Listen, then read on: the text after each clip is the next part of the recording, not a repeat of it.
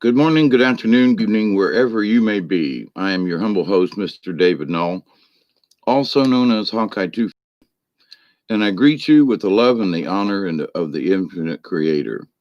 And I continue to pray that each and every one of you, your friends, your family, and all of your relations will learn to accept and receive the knowledge and the healing from the universe. Now, with that said, um, today is Friday, October 2nd, 2020. And the news just came over the wire that the president and his wife have tested positive for the COVID virus.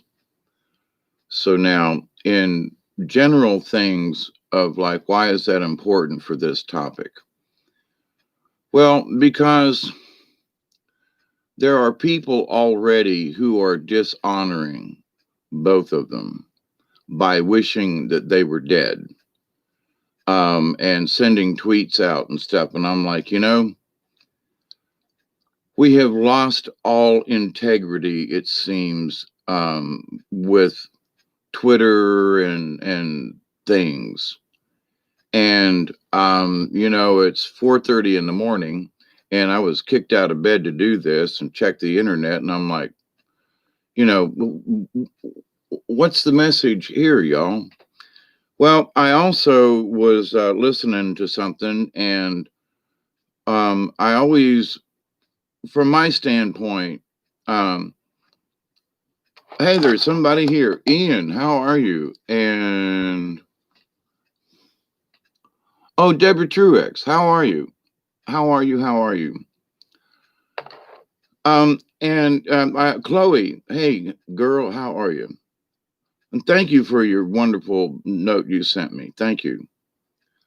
But it's sort of like I feel like I'm on call sometimes, like a private in the army or arms, the services, to where a bell rings and it's like, all right, private, get out of your bunk.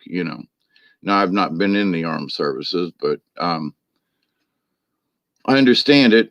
But anyway, so this subject has sort of been in the back of my head for a while about loyalty, and I've discussed honor before, but I don't think I've discussed the two of them together.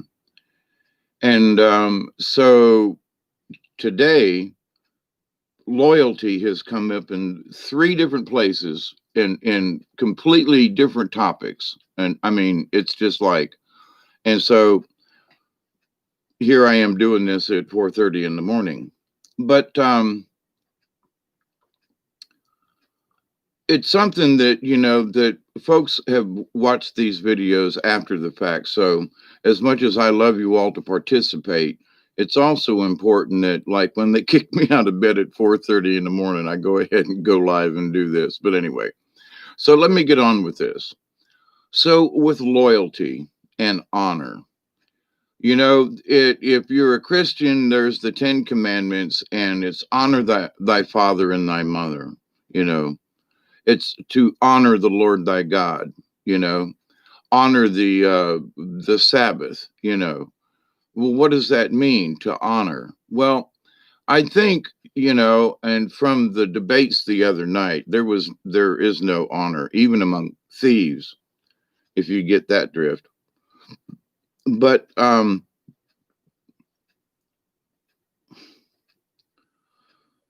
we have lost honor in a lot of ways. Honor, kids are calling their parents by their first name and arguing, and this has been going on for a while. And it's, the dishonor of people.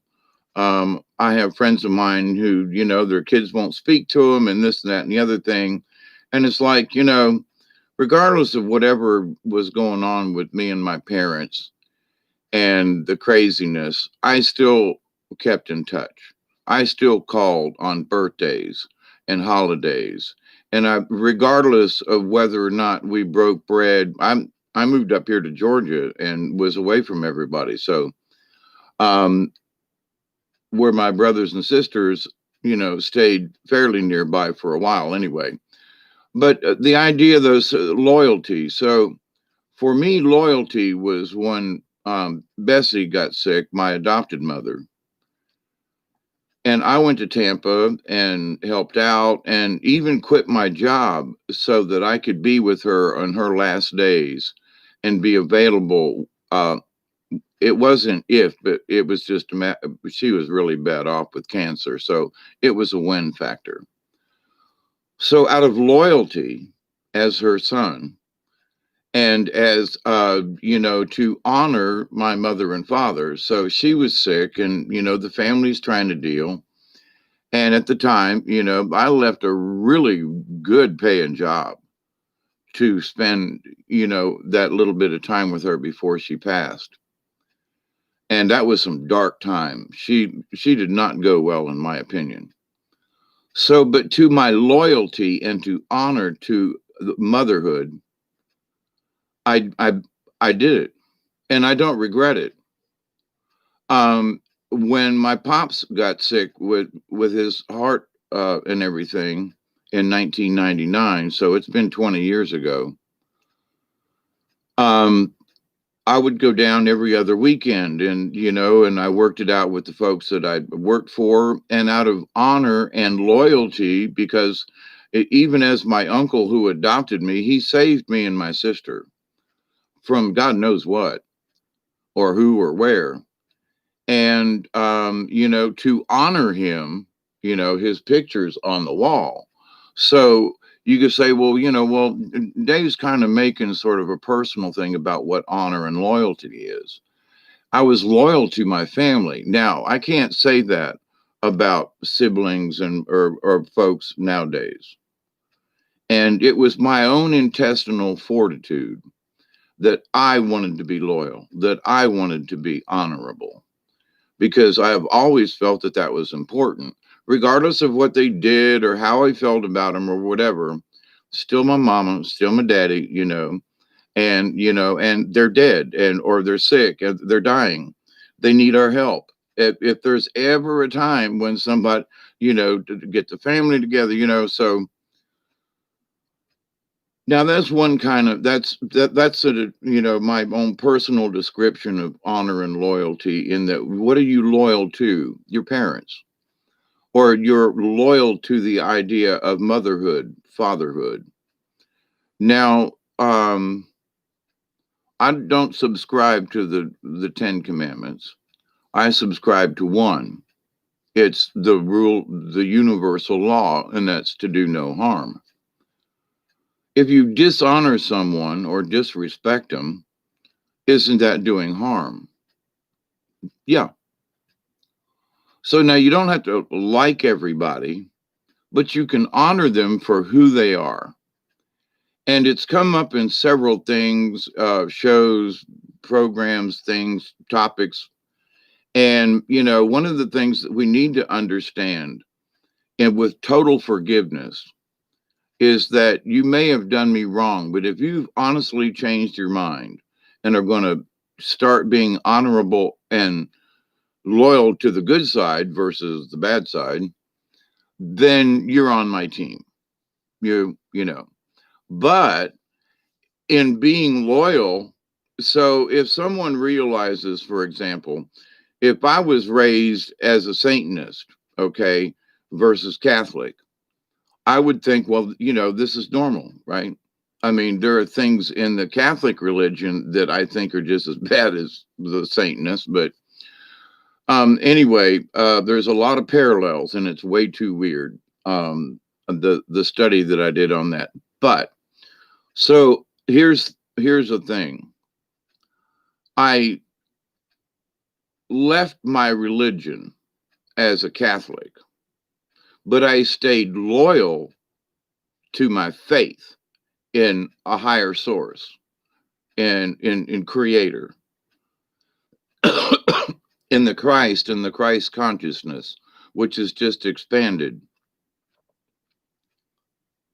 So what am I loyal to?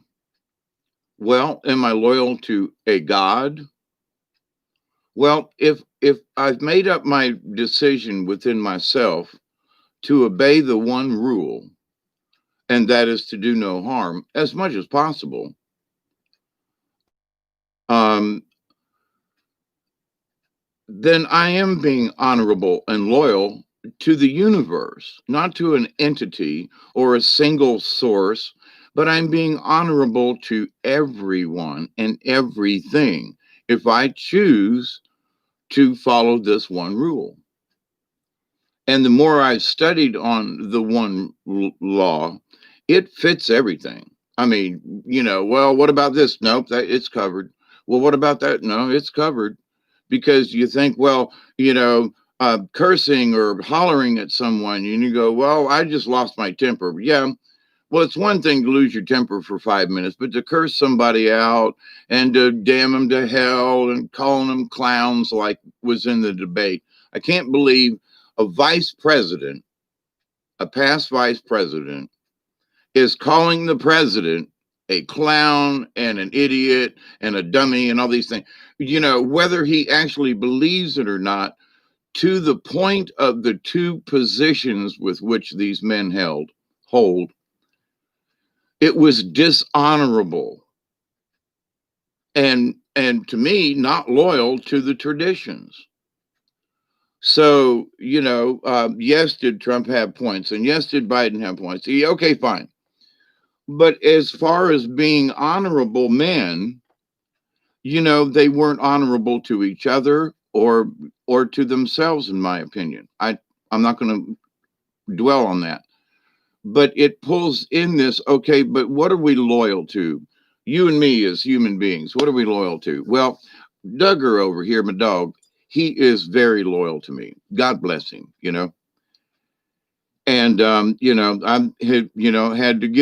trying to keep him from chasing the cats, which he's doing a lot better. But he's running off and not coming back. And he was up at the neighbors today, and I literally had to chase him down up at the neighbors, and the neighbor was trying to chase him back to the house. But at least my neighbor over here was a lot more cordial than I thought. He was like, "Hey, no, how you doing?" I was like, "Cool, how you? Okie dokie." So, and I gave him instructions. Shoot my dog back down here if he gets up here. That I'm trying to keep him from doing that. But in like 6 seconds, he's like up the hill. He's gone. I mean, like you count to 5 and he's there. But so anyway, but my dog's loyal. He comes to me, and even though I was like, "You get in the house." I didn't smack him or hit him or anything, but he was like, "Uh-oh, Dave's not happy with my behavior." But then later on, he came out of the woods. Took him a little bit to come when I called him.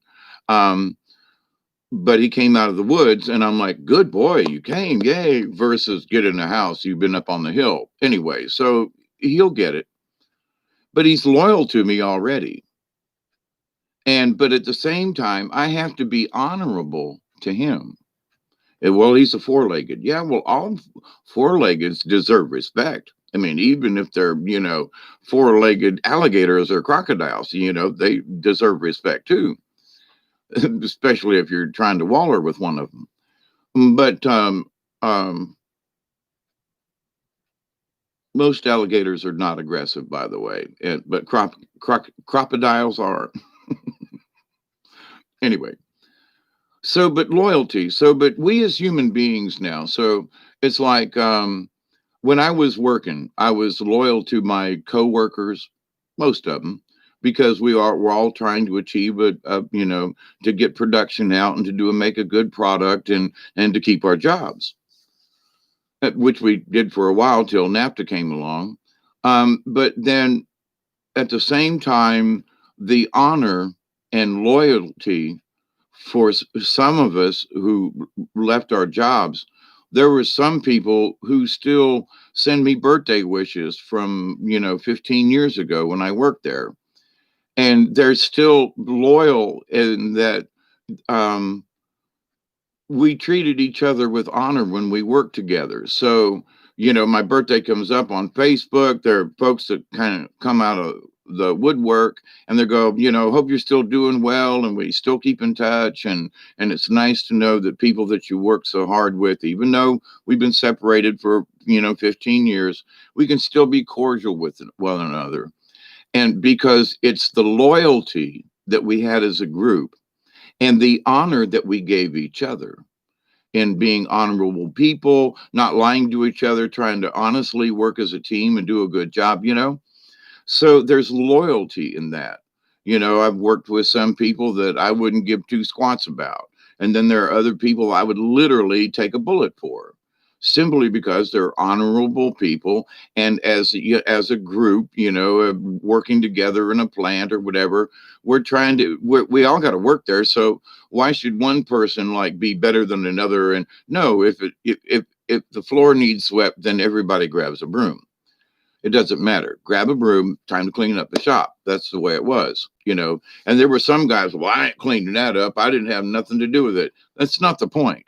We're all working in the shop together. Now, I might be on a line over here and somebody might be over there, but if the shop needs cleaned, it's our duty as machinists and as our group to honor each other and our workspace and get a broom. 5 minutes later, we're all done. But I'm not getting a broom. I didn't make the mess. Oh, shut up. But anyway, to those people though who weren't loyal to their coworkers and showed actually disrespect and was dishonorable because they wouldn't participate and they were better than the rest of us. You get what I mean? So, but in this day and age, people, a lot of folks don't honor their mother or father. Now, there are some folks out there, and you know who you are, who are having to take care of brothers, sisters, aunts, uncles, mothers, fathers, who are in, some dire straits. And I went to, for those of you who were on last night, I got a phone call from my friend Marcia. I took a television over and took some vitamins and things over.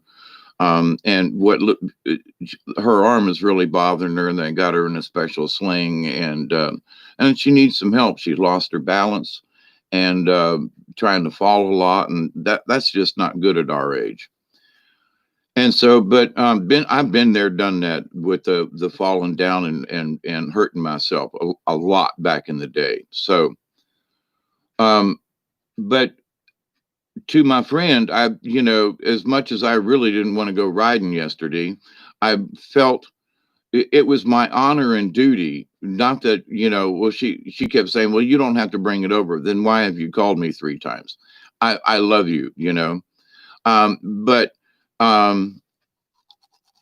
the same point, I was like, but we have honored each other and have been loyal friends. We've had literally knockdown, drag out fights over the years. But for whatever reason, we've always found we knew that I knew she was a good person. She knew I was a good person inside, and we worked our differences out. And, so in that we have been loyal friends, regardless of our little squabbles over time or whatever, doesn't matter. And she has honored me by helping me and bringing me food and blah, blah, blah, and helped me get to the doctor. And, so we have traded back and forth. When she had her neck operated on years ago, I took her to the hospital, I picked her up and drove her around places. When I had my operation, she was there as a nurse and helped me out. So we have been loyal friends, despite like I say, despite our differences. And so there's a lot to be said in that. But there are family members, and I'm not trying to hose on anybody here, but that are, once or twice a year, they say hi. Now, it's okay. They're still my brothers and sisters. And in that, it's like, well, to some of my brothers and sisters, we were never really very close because we're actually cousins. That's how we were raised instead of being half brother and sister. And I'm the oldest of the group, of like, there was 11 of us at one. If all the other children had lived, there would be 11 of us. There's 8 or 9 of us now. But anyway, so,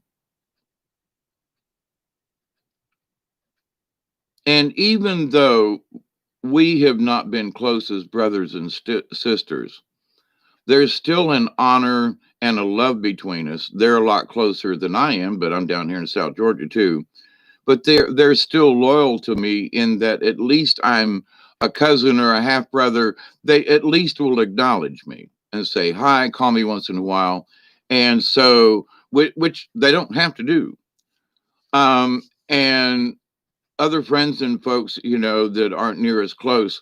But see, but here's the thing. What makes you feel loyal to something? Is it the love or is it guilt? Say, well, I would, I felt loyalty to to Bessie, my adopted mother, and I'm sorry, but I can't call her mom because she wasn't. She was my caretaker, and right until she died, and I was there, for a week there at the Moffett Center with her. I stayed there. I mean, I camped out with her for over a week, and in her very last days. And but she just stayed in a dark place. There, my granny. I talked about this with my granny. She just glowed all over, and when she passed, it was like, it was really cool. But so I was loyal to both. Now I was honoring the position more of Bessie, my adopted mother, versus an honest to God, really true love, because she was offstandish to me. She didn't really give me all of her love. Her fault, not mine, But that's one of the reasons why I always felt there was something lacking, because I was not her child and she only took me to raise me. That was the role she accepted. But she stayed loyal to that. I respect her.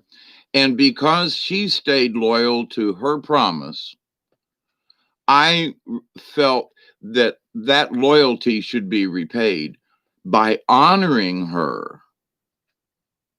Okay. So the two work hand in hand a lot. But now, as human beings on this planet, what do we honor anymore? Do we honor each other? There are folks who don't give a crap about their children, or they don't give a crap about their family, or they don't give a crap about this. And, so what do they honor? What are they loyal to? Where does their loyalties lie? And you go, well, what do you mean about that? Well, are you a loyal Republican? Or are you a loyal Democrat or a Greenpeace or whatever? It doesn't matter. In my mindset, it's don't be wishy-washy. At least go pick a side. You can change sides. I have. But so I was a loyal Democrat, and now I'm not. So it's like, but did I break my loyalty? Did I do something out of the ordinary? No, they changed. Now I have modified, I have adapted over the years, but they just downright changed. And I'm sorry, but I have to adapt and change with it. So what my values were back in 1968, which in high school we were very active with the elections and what was going on, and Robert Kennedy had been killed, and interesting that the president has now been um, tested for the virus, him and his wife. Now, I just want to interject this to you folks listening out there right now. Having a temperature does not mean you're going to get sick and die. I'm just saying.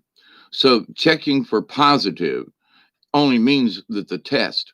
So the folks down here, they test once and go, okay, you got the signs. But in 24 hours, we're going to test you again, because they're just sometimes it's just not what it seems. So I'm sure there are people who know about this, but isn't it strange timing? Just wanted to point that out there. We'll see what happens. Is this part of the October surprise? But now, should we be loyal to the president? And simply because he got sick, or he might have this COVID or something, are we supposed to go into some kind of repose? Do we honor the presidency whether we like him or not? And that's sort of where I'm at. I may not like his behavior. I thought he could have done a better job in the debates, for example, but he is who he is, and other folks are pointing at that. Well, that's Donald Trump. He's you're fired. Okay, I get it. And I didn't watch those shows back when he was on it because I didn't like his attitude and the way. Um, but he's effective in getting things done. And okay, so as a negotiator and as an administrator, okie dokie. Personally, he's not my favorite guy. So I can respect him and honor him in that, and for what he does, and being loyal to the fact that he's the current president. So my loyalties as an American. So you say, well, I don't know, I don't really like America. America's doing this and that, and we all admit there's some strange stuff going on. So what do we do in this case? you know, um, Biden was, 2 or 3 weeks ago, was talking about mandatory mask and vote by mail. His recent, like the last day or two since the debates, he's telling everybody to get out and vote. What? I thought you wanted mail-in ballots. No, he wants everybody to go out and vote. Why? Because even though they started the promotion of the paper ballots, now they're scared. So he's like, now so the Democrats have changed their mind in the last 3 weeks about 3 times. Like once every other day, they're changing something. So, but anyway, but my point to that is they're not even being loyal to themselves. Okay. That's my point in that. So yes, we all have the opportunity to change their mind, but they should have thought about what they said 3 weeks ago. That's my point. So they're being disloyal to the people. They're not being loyal to each other within the party now. I'm not talking about differences in parties. So, and are they honoring each other? Well, one's talking about this and that, and they're at each other's throats. So, back in the day when, if whoever the candidate was, everybody got behind him. They just did. Goldwater got behind Nixon when they, supposedly, fighting in each other, just damn near as bad as the Democrats against the Republicans. So, and I remember some of that. So it helps to be able to reflect on the past, to be able to look at the current events. And the current events are there. Nobody's loyal within the parties, and nobody's, they dishonoring each other left and right. And how can we move forward if there's all of this disloyalty and dishonor, you know? And I've been quite concerned about this. And do I actually necessarily have a solution? Basically, the solution is for us to be aware of what's going on and go, wait a minute, I'm not going to partake in this. If folks are being dishonorable over here, I'm just, if they're now there, let me, I was going to say something earlier about this, but being loyal to America. Now, um, I had thought about this before. I pledge of allegiance to the flag of the United States of America and to the republic for which it stands, one nation under God, indivisible, with liberty and justice for all. Now, to pledge allegiance, that's like a really big deal. And back in the day, I'm an American, grew up in the Vietnam War before we knew what it was all about. And of course, we were there and saw some of the shenanigans that was going on. And that's why I became a peace protester, because at first I wanted to join the Marines, and then I joined the hippie movement. So I went from one end of yeah, let's get them commie bastards, to we don't belong there. And we need to come home from the war. But so I thought as an American, I was being loyal to America because we're supposed to be the land of the free and home of the brave, for liberty and justice for all. So if there are those of us who think it's an unjust war, now we didn't go in and smack and throw bombs and no, we were hippies with, well, my hair wasn't very long. It's longer now than it's ever been in my lifetime. So, but no, so we were in our bell bottoms and, shuffling around in our sandals and hired and a kite could fly. But we were loyal Americans because we felt that America had the right to be able to say, listen, we don't want to go to war and we're not going to fight you about this. It was the cops that would beat the crap out of us and other, the right wingers, left, whoever else it was, oh, let's go to war, until body bags started coming back. And then there were a lot of people who were against the war. And it was one of the things the 1968 elections was run on, but, and then Nixon escalated the war anyway by bombing Hanoi. But that was annoying, wasn't it? Hanoi anyway. So, but what I see now, though, is what's going on. So there's bombings in America. Portland shut down from what you hear from people on the ground there. There are buildings that have been burned that probably will never reopen. And I've been to Portland and I've been to Seattle and to down where there's one street, I can't remember it now, but where the markets and everything are, is like they was said it was like a ghost town. And I remember going there on a Sunday and there were people walking the streets and buying stuff and eating pierogies and, and having a good time. And so now, but now everything's been disrupted. So the Americans are not being loyal to other Americans. Back in the hippie days, we just protested. It was a sit in, we played music, we held signs, and we said, no war, make love, not war. So now it's bombings and shootings and riots and violence. No. Did we ever get our point across back then?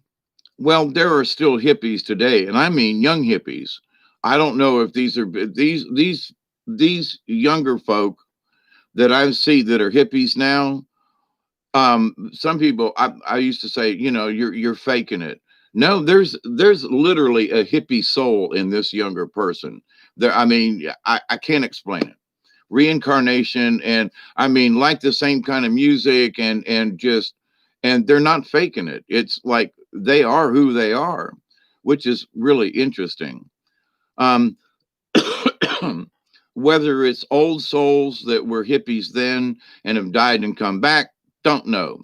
But there are some folks that have this mindset of the hippie type, and they really are that.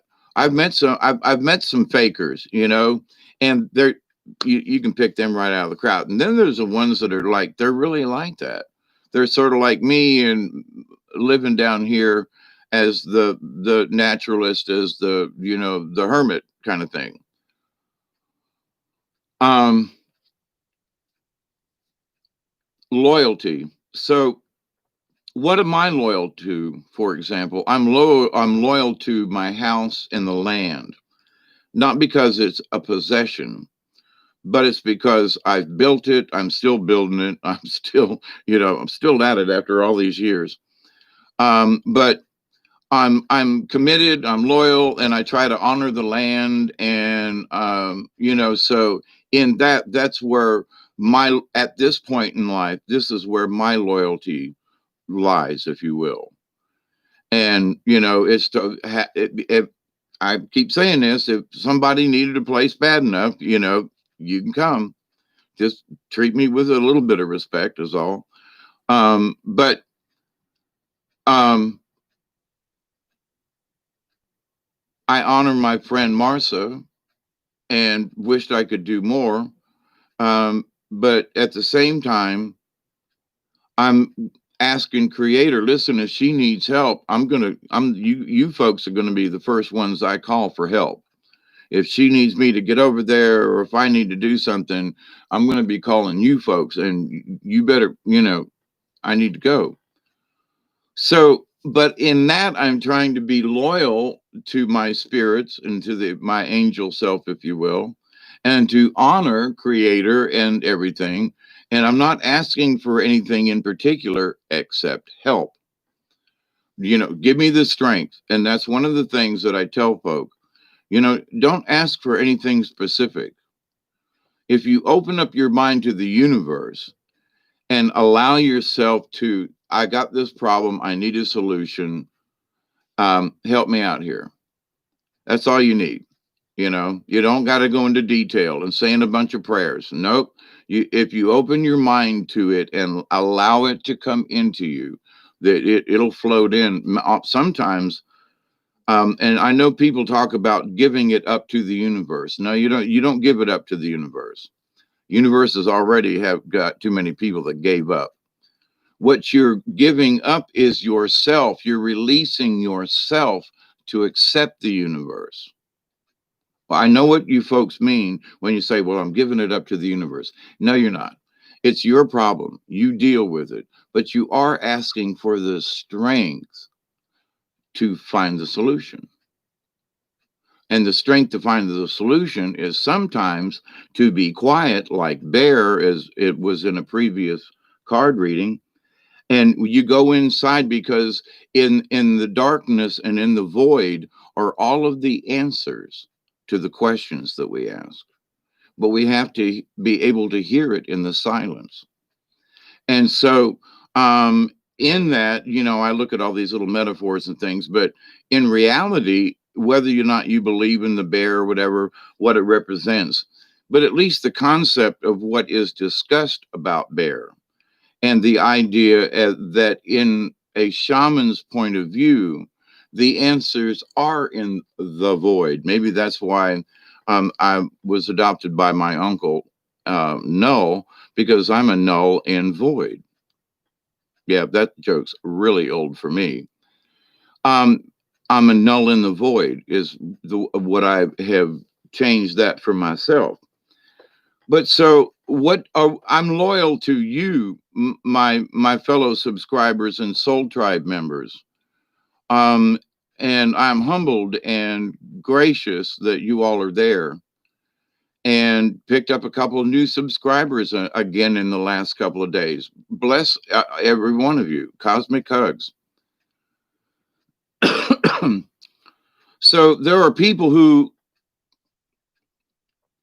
they're married and they got kids and they feel a certain loyalty, but even in certain, the kids are a mess and you're at strife, and the kids, think you're an old fogey, and and you're these damn teenagers, exactly what we did as kids and what they did as kids and what their kids are doing to them now.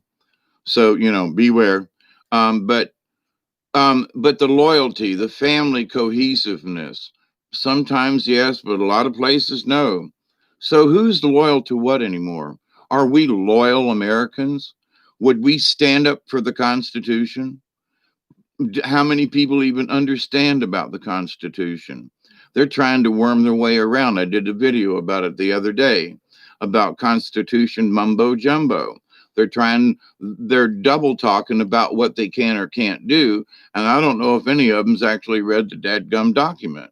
Article 12, okay, or Amendment 12 to the Constitution. It discusses all about the presidency and how the Senate and the House, how they choose. And it's all laid out. Um,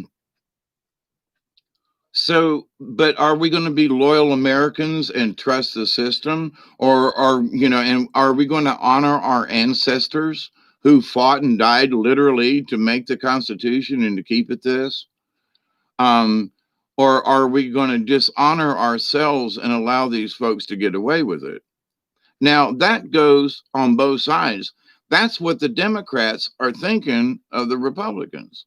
because they've been trying to get rid of Trump for 4 years. Now that he's tested positive, there some of those Democrats out there right now. That's one of the things that this really pissed me off, and I'm doing this video now, is that they want the president dead. I'm sorry, I didn't like Obama. I didn't like Biden. Um, I didn't like Bush, and I really did not like Cheney. But I never wished them dead. I wish they'd go away. I wish they'd go home and not come out and play anymore. But as far as wishing anybody dead, and so there is this energy that good, he's got the virus. We'll show him, and they're, just imagine what these folks are tweeting out there. I don't even want to look. But the fact that they are already putting out this negative energy, wishing the man to be dead. I'm sorry, whether I like him personally or not, I want to honor the presidency. As much as I hated, the other guys, I still said, but he's the president. We'll wait till he gets out, and then we'll trash him. But this idea, though, that what are we loyal to? What are we going to be loyal to? Our lives are so fractured.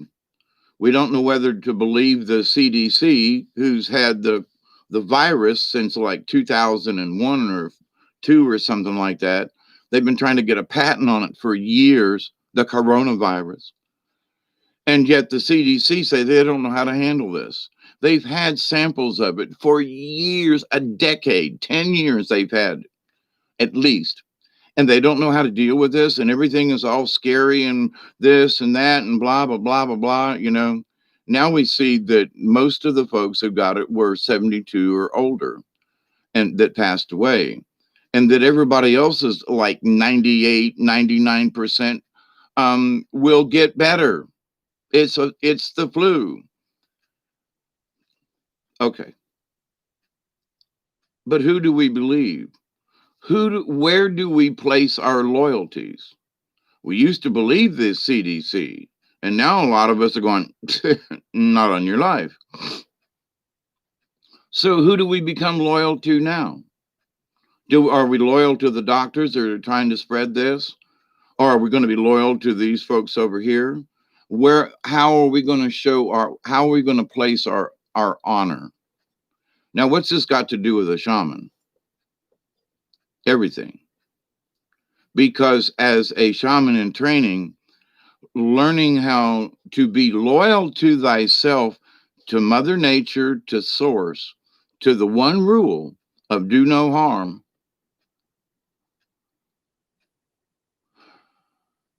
That is how you stay loyal to the universe. You stay loyal and true to yourself.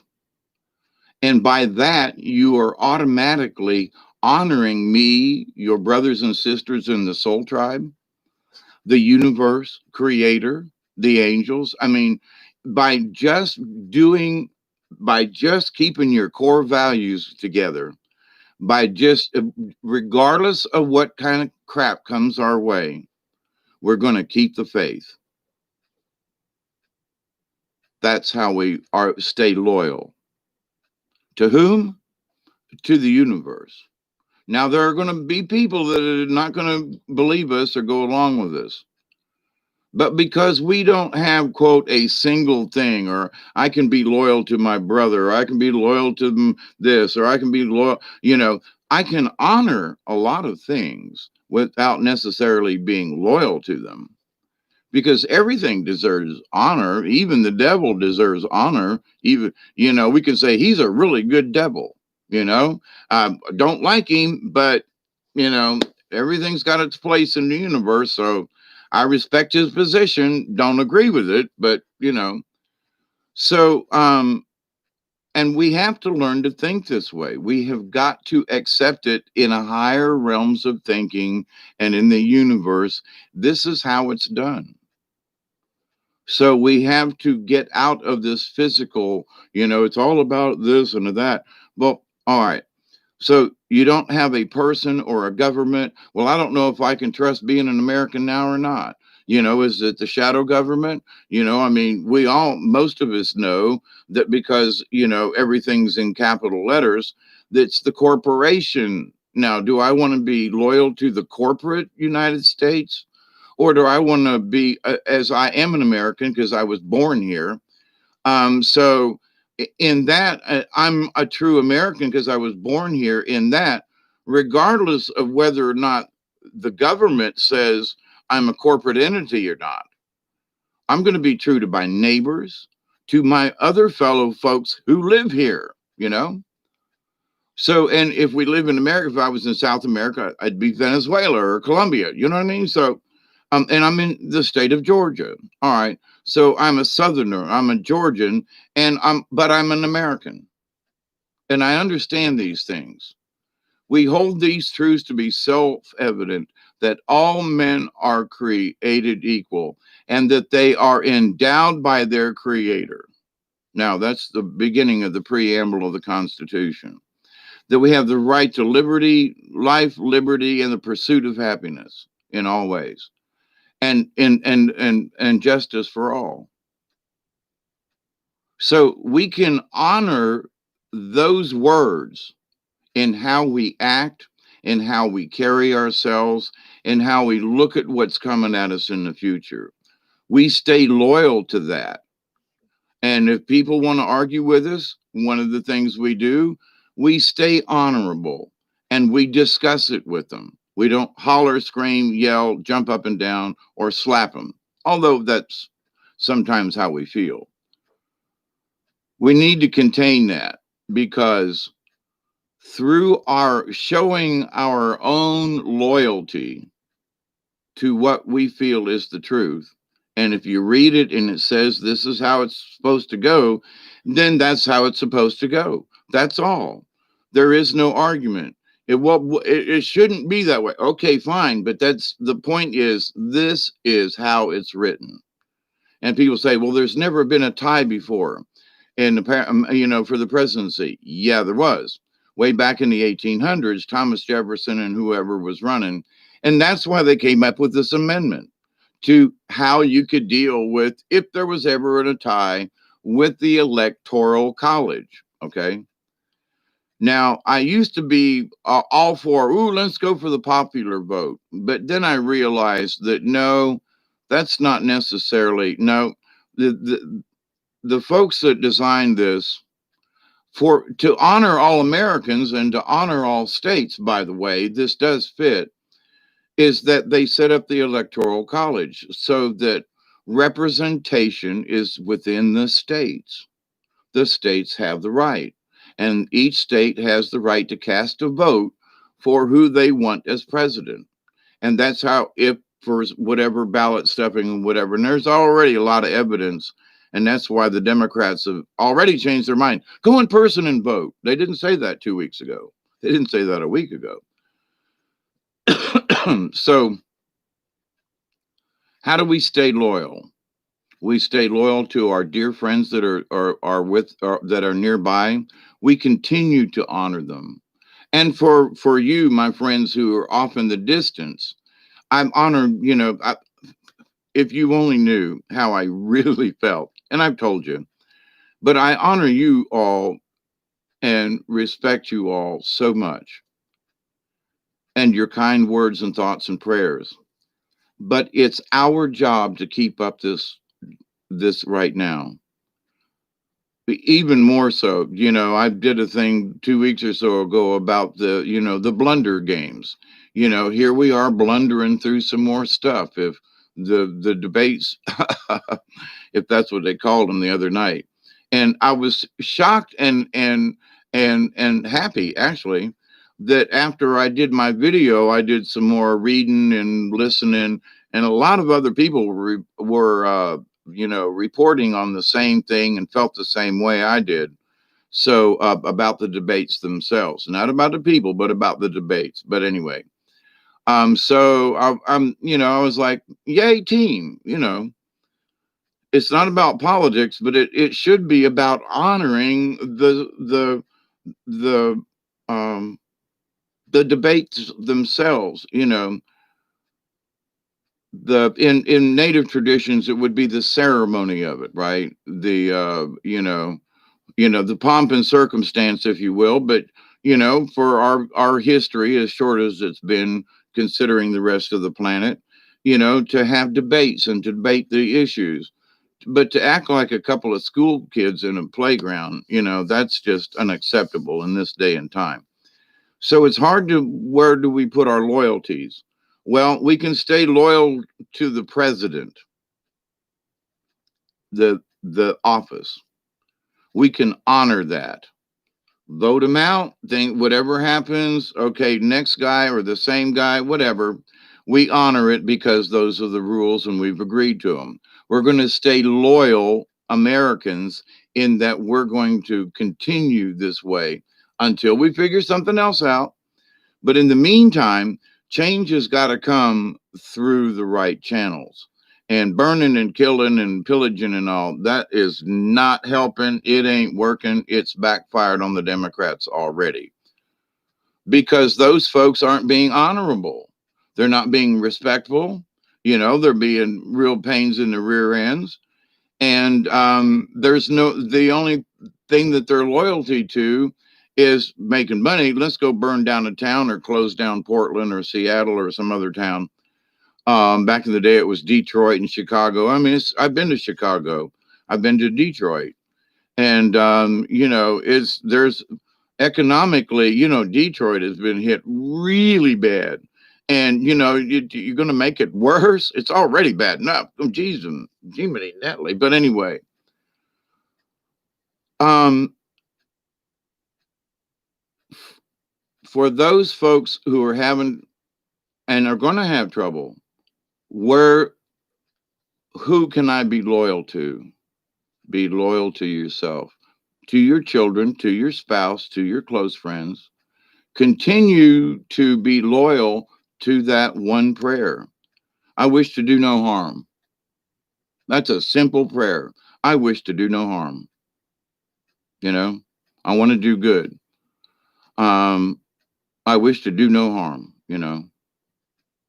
period. That's all. That's the prayer. I wish to do no harm. Help, please, hold my tongue or hold my hand or whatever, or don't let me kick, that guy in the shins when I'm pissed off at him. My prayer is I wish to do no harm. So, you say that a couple of times a day, and after a while, it just becomes your lifestyle. Honor that. Be loyal to that simple, I wish to do no harm.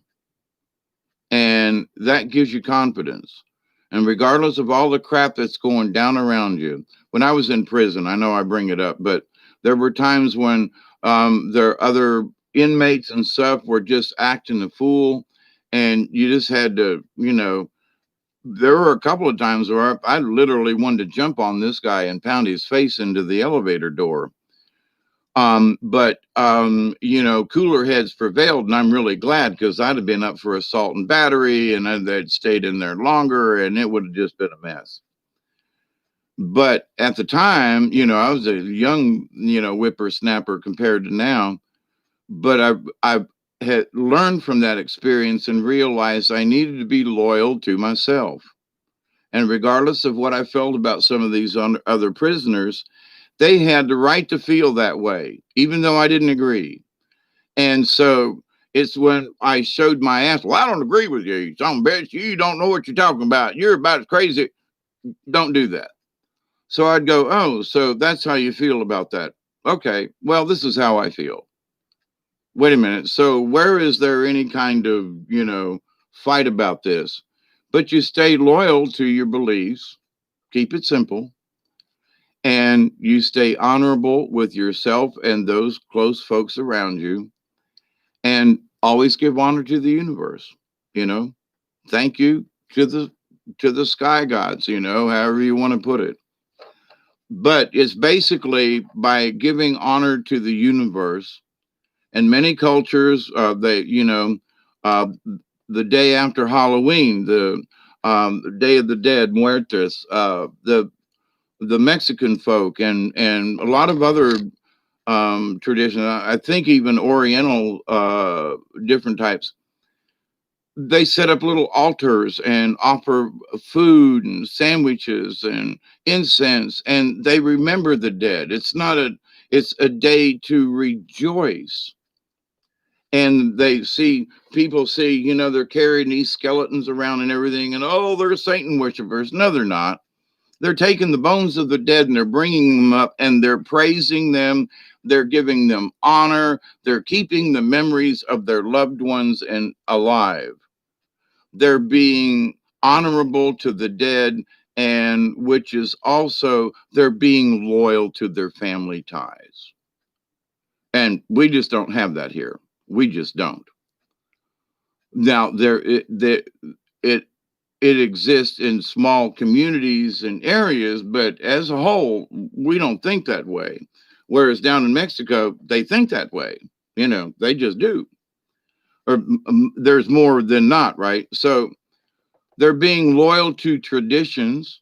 That was the word I was missing earlier about the debates.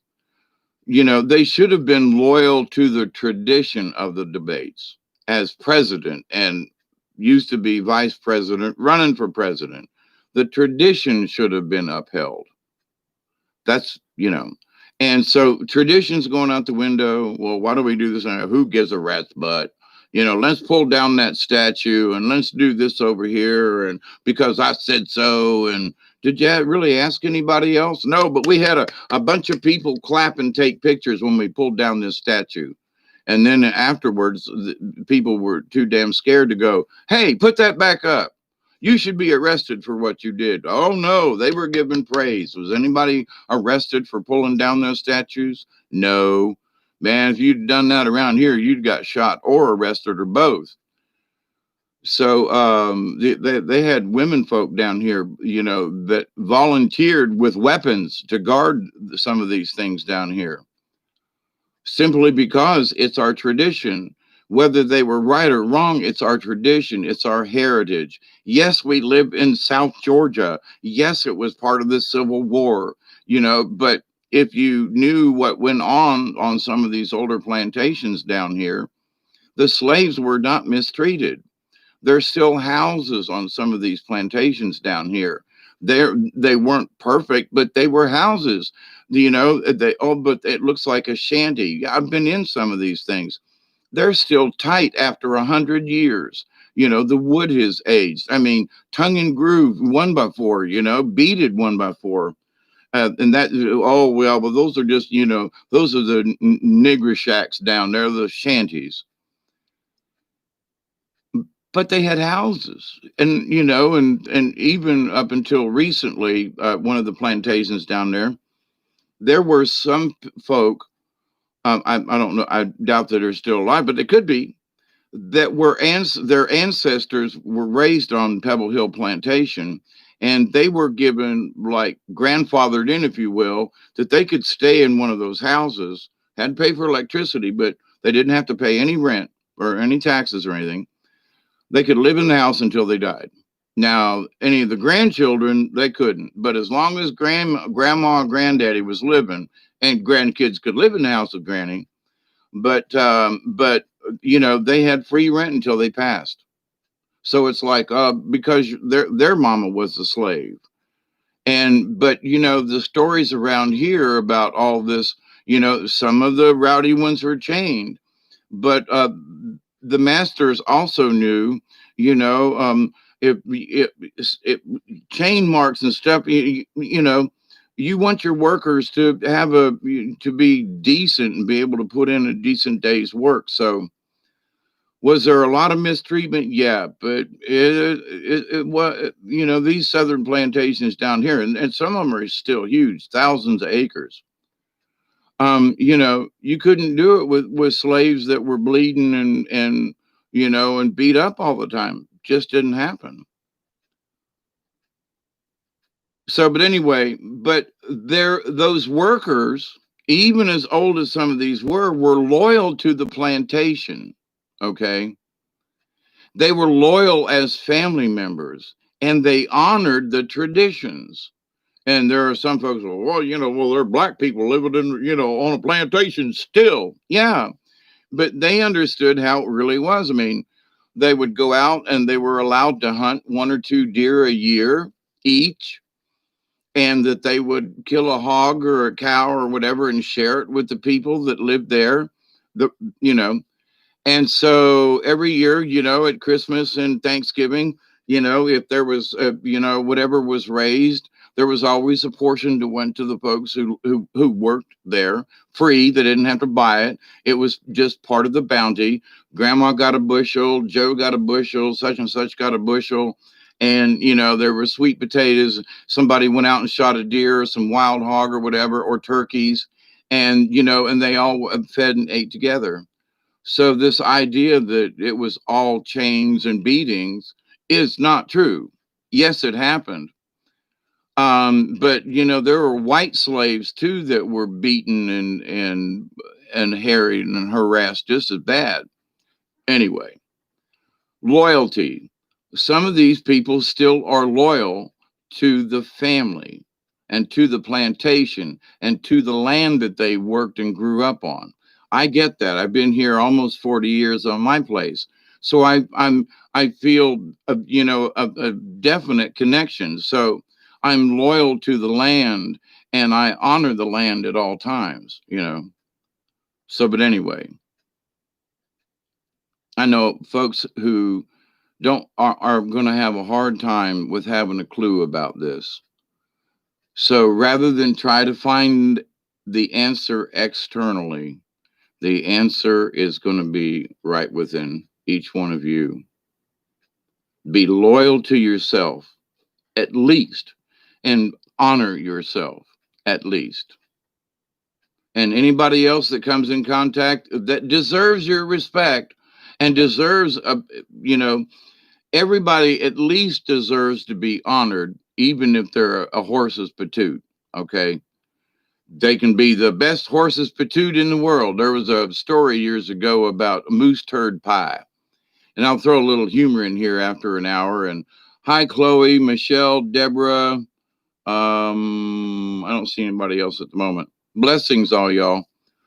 But so back in the days when they were laying track out west and heading towards California across the Great Plains, there's these workers and they'd go out. And so, and the rule was back then, and in a lot of other places too, like on ships and pirate ships and stuff like that, if you complained about the food, you were the cook.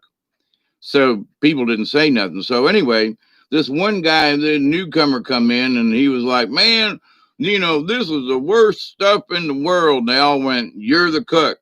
And he was like, what? Yeah. And so, the straw boss is like, buddy, everybody else is going out and laying rail today, but you're the cook. Well, a couple of days went by and the men were just treating him like really bad because he could not cook. So he figured the best thing he could do was to get the old cook his job back. So he went out and collected some moose turds, all right, cow patties, and brought them back to the kitchen there on the train, right? And so he cooked them up into a pie. Man, added flavoring and put a covering on it and put it in the oven. And when it came time for dinner, he was served this guy. So the guy, he put it down in there and he put that pie in front of him, in front of that man, and he said, here you go, brother. And he dug in and he went, oh my God, this is moose turd pie. And everybody in the train went, oh. And he goes, but it's the best damn moose turd pie I've ever tasted. So sometimes we get served moose turd pie. And sometimes we just have to like it. Otherwise, the alternative is we got to cook, but so we can at least honor ourselves, be honorable to what we know, and be open to things. But, if there's ever a time now to keep an eye on weird shit going by, it's now. So anyway, the moon's going down and the sun's trying to come up. But it was one of these ain't going to let me sleep until I get on here and talk about this. But the loyalty and honor, it goes way back. I mean, the Japanese and the Chinese and American Indians and, their traditions are all based upon honor. and loyalty to the traditions, if you will. Now, some traditions, I just got to admit, I just don't see the point.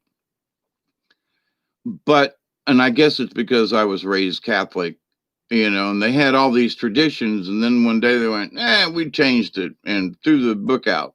Literally, New Catholic Bible. And everybody was forced to give up their old ones and buy the new one. Isn't that just weird? Anyway, so I mean, even to the church to this day, I could not be loyal to them because they have changed everything. They have dishonored what I grew up as. They've dishonored the tradition. Now, there's some old Catholics that still say Mass in Latin and they still do it the old way. More power to them. That's like Krill and the the the Orthodox Church in Russia, Greek, and the Orthodox Church. They're the true Christian religion, if there is one. But so and there's they're surrounded by tradition. So one could say, well, that tradition is just a bunch of hooey.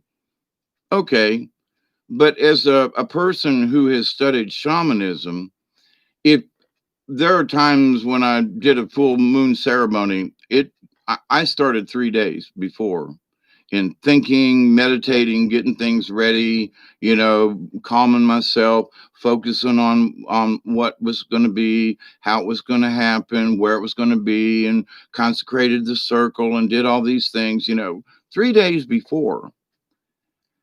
And as a priest, they put on their vestments, and there's a little prayer they say when they put each thing on and all that stuff. But some of these priests, they're saying their prayer and putting it on. They're just getting dressed. But to a Native American or to a native shaman who's going into this, their prayer, they are serious. They might fast for 2 or 3 days before they become this priest, before they want to be cleansed of anything unnatural within them. And, but a priest, he goes out there and, does these things, and an hour later he's out of here, right? So in that, the ceremony, it just seems fake. But for a shaman to sage his robes and sage the feathers, and to get the circle ready and to pray and meditate ahead of time, and now that, to me, that kind of ceremony, that kind of tradition, we need some more of that. But anyway, so for those of us who want to stay loyal to the traditions of the simple creator, Mother Earth, Father Sky, Sister Moon, let's try to maintain honor. We got to. I'm just sitting here. I think the message is, that's pretty much it. I was waiting to see if they had anything else they wanted me to share with you, but there are 10 folks here now, and I know there are folks hiding in the background. It's okay. We love you. But truthfully, though, to move into higher realms and other dimensions and things, we have to be able to understand this factor. It is a part of us already. I mean, when if when you become a spirit being, you're going to honor other spirit beings, or you're going to go on the other side and pick a fight. I mean, wait a minute. There are people on this side of the veil, if you will, and they're fighting with each other about who's going to get there first and who's got the best thing and blah blah blah. And hey, let's make some sigils and take a shortcut. No, let's not. Let's do our homework. Let's do our internal work. And let's listen to the silence, because that's where the answers lie. And when I read that in Bear, for all the times that I've had, for me, and any kind of extreme, whatever, enlightenment from the universe, it's usually been when there was silence. I'm out on the river, I'm out in the lake, I'm out in the woods, I'm out, now here it's, you know, I make my own noise. So I can just sit here and crap comes, and good stuff too. But the idea, though, that I'm going to stay loyal to what I believe, that core value. Do no harm to myself, to others. So if I dishonor myself, then I'm hurting myself and others. I'm breaking the rule. So you say, well, what that rule of one, it applies to everything. If you put yourself down, I was the worst at it. Like, Dave, man, you a dumb shit. What the hell you doing that for? And folks would say, Dave, why do you do that? And I was like, I don't know, because other people used to do it to me and I just felt left out. So I used to do it to myself. And then I realized that I was promoting bad behavior within myself by calling myself a dunce and an idiot. Now, there's been times when I go, man, that was a stupid move. Duh. But I used to literally verbally abuse myself if I pulled some weird stunt.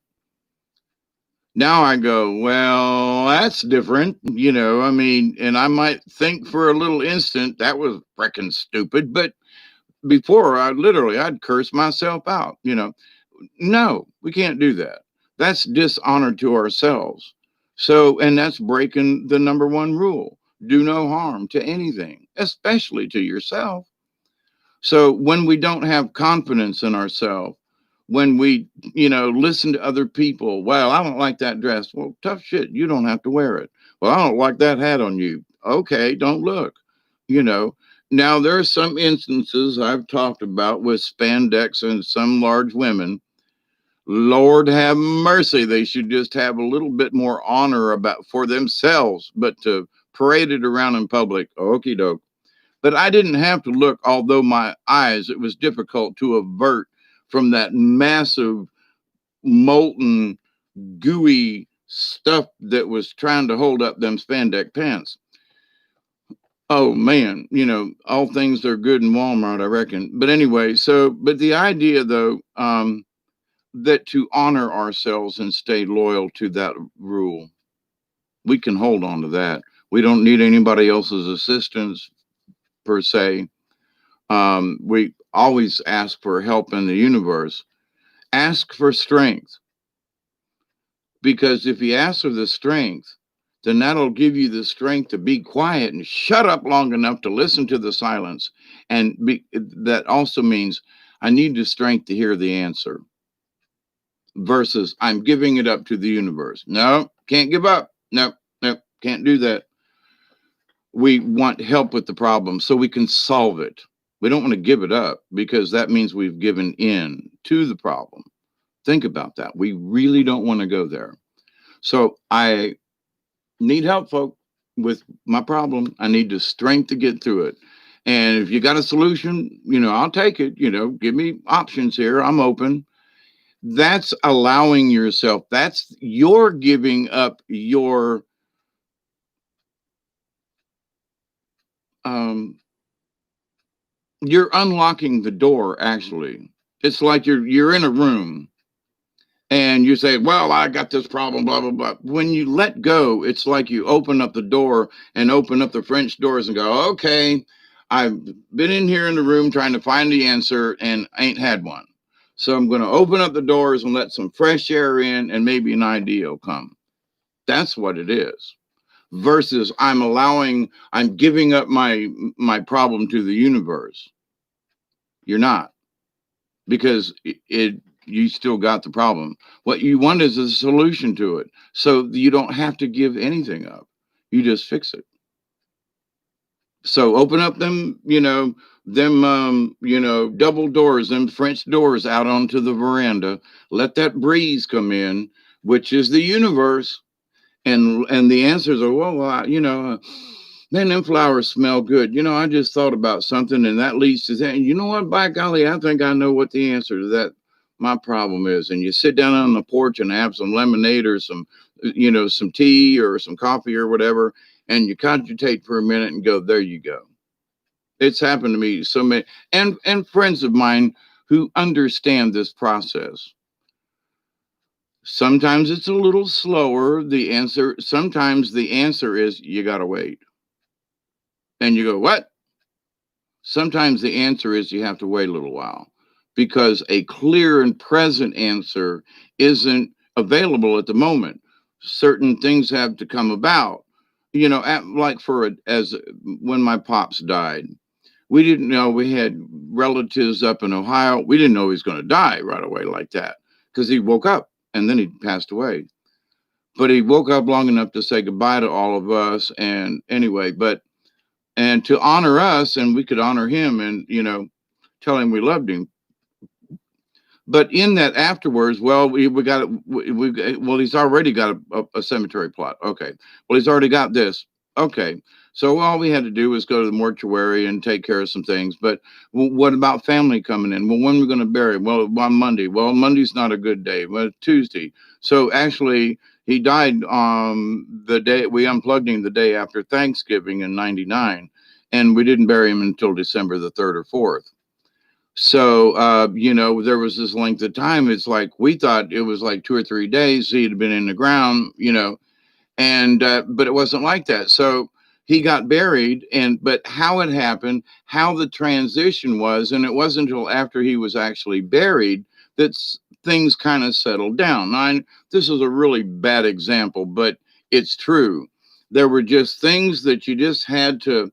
Well, we can't do it. Well, there were, those who want to say, well, we'll just go ahead and bury him. The hell with Uncle, whatever.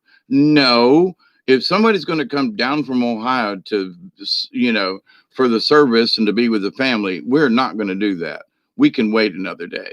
Sorry, Pops is gone. We can wait another day or two. But you don't know those kinds of things until you get in them, and such is life. And it's not about death and this and that. But the thing is that we had a circumstance. It was being taken care of, but how we thought it was going to unfold didn't.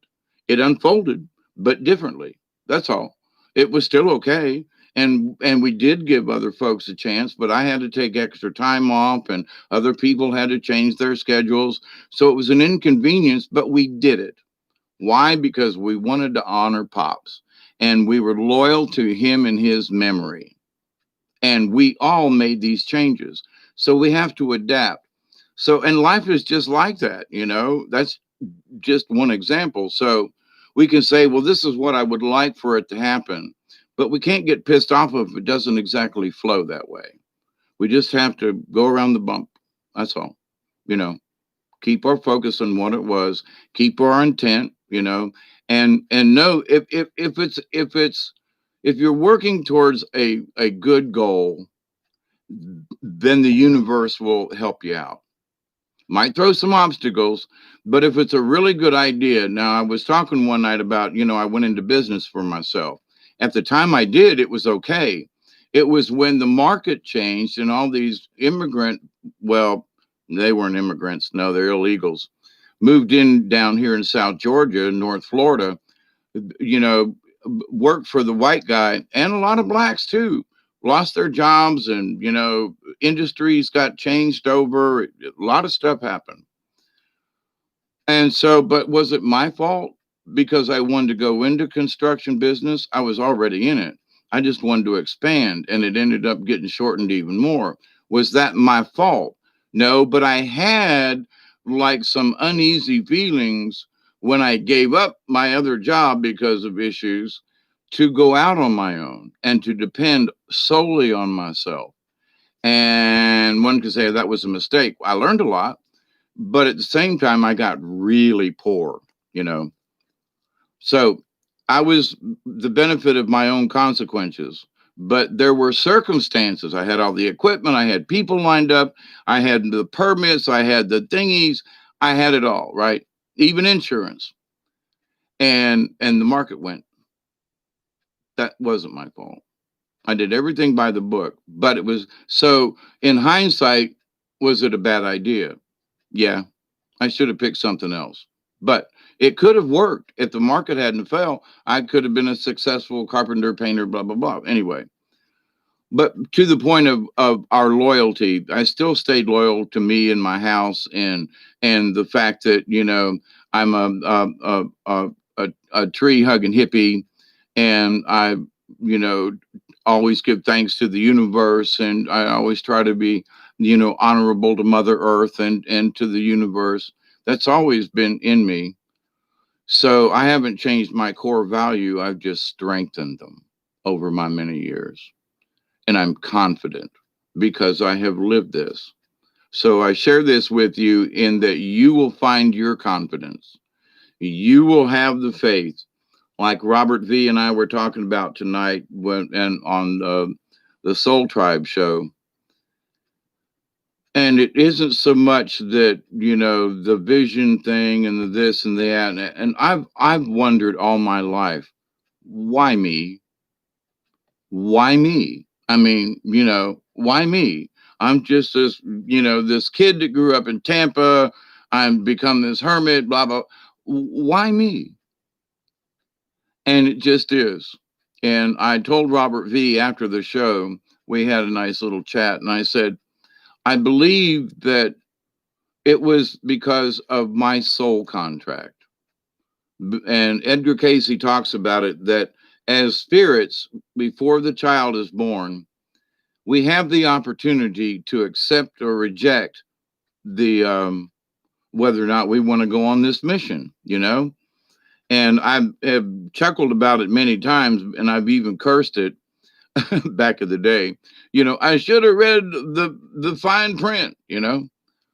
But I realize now that regardless of the suffering or the efforts or whatever that I've allowed myself to get through sometimes, you know, if I hadn't been on the river in the middle of the night in a partial flood, I probably wouldn't have drowned, right?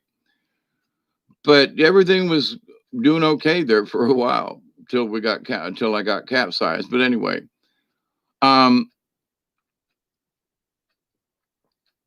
so what we think we're doing could be okay, but then you know the great lizard of life can step on you and you know make your day you know turn into being eaten by a T-Rex or something, you know, or at least being chased by one.